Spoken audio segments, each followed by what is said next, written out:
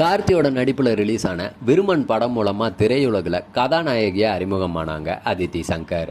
இயக்குனர் சங்கரோட மகளான இவங்க முதல் படத்திலேயே நல்ல வரவேற்பையும் பெற்று விட்டாங்க. அதை தொடர்ந்து சிவகார்த்திகேயனோட மாவீரன் படத்தில் நாயகியாக நடித்தாங்க. இந்த படமும் சுமாரான வெற்றியை கொடுத்துச்சு.